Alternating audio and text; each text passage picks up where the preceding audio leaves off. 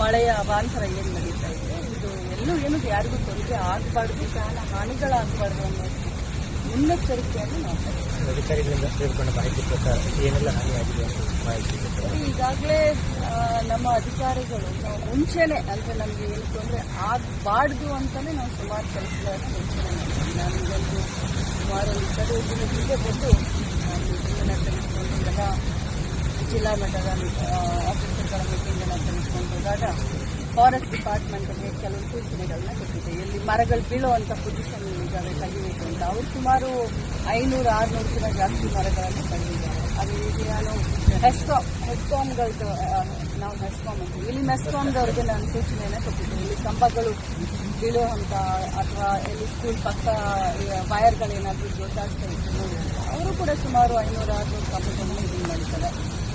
ಉಡುಪಿ ಸಿಟಿಯಲ್ಲಿ ನಮಗೆ drain problem ಆಗುತ್ತೆ. ಯಾಕಂದರೆ ಸುತ್ತಮುತ್ತ ನದಿ ನದಿ ಸಮುದ್ರ ಇರೋದ್ರಿಂದ ಚರಂಡಿಗಳನ್ನು ಕ್ಲೀನ್ ಮಾಡೋಕ್ಕೆ ನಾವು ಮಾಡಿದ್ವಿ. ಸೊ ಕಾಲಸಂಕದಿಂದ ಲಾಸ್ಟ್ ಟೈಮ್ ಸುಮಾರು ನಮಗೆ ಗೊತ್ತಿಲ್ಲ, ಅಲ್ಲೂ ಕೂಡ ಮುನ್ನ ಜಾಗ್ರತೆ ನಾನು ಮಾಡಿದ್ವಿ. ಸೊ ಈ ರೀತಿ ಸುಮಾರು ಕೆಲಸಗಳನ್ನ ಆಲ್ರೆಡಿ ಮಾಡಿದ್ವಿ.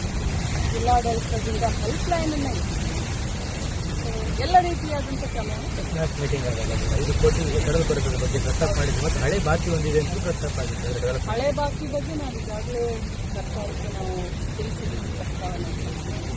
ಈಗ 5 ಕೋಟಿಯನ್ನು ತತ್ಕ್ಷಣಕ್ಕೆ ನಮಗೆ ಕೊಡಬೇಕು ಅಂತ ನಾವು ಮೊನ್ನೆ ಹೇಳಿದ್ದೀವಿ. ನಾವು ಸದ್ಯಕ್ಕೆ ನಾವು ಕೆಲಸ ಮಾಡಿದ್ದೀವಿ.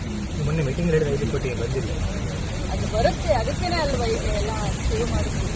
ಒಟ್ಟಾರೆ 50 ಕೋಟಿ ನಷ್ಟ ಆಗಿದೆ. ಪರಿಹಾರ ಎಲ್ಲೆಲ್ಲಿ ಏನು ನಷ್ಟ ಆಗಿದೆ ಏನು ಜಿಲ್ಲಾಡಳಿತ ನಮಗೆ ಕಳಿಸ್ಕೊಡ್ತಾರೆ ಅದನ್ನು ಭೇಟಿ ಮಾಡಿದ್ದೀರಿ. ಮಳೆ ರೆಡ್ ಅಲರ್ಟ್ ಘೋಷಣೆ ಮಾಡಿದ್ವಿ, ಶಾಲೆಗೆ ರಜೆಯನ್ನು ಇವತ್ತು ಖುದ್ದಾಗಿ ನಾವೇ ಬಂದು ವೀಕ್ಷಣೆಯನ್ನು ಮಾಡಿದ್ದೀವಿ. ಗುಜ್ಜರ ಬೆಟ್ಟಕ್ಕೆ ಫಸ್ಟ್ ಸ್ಟಾರ್ಟ್ ಮಾಡಿದ್ದೀವಿ.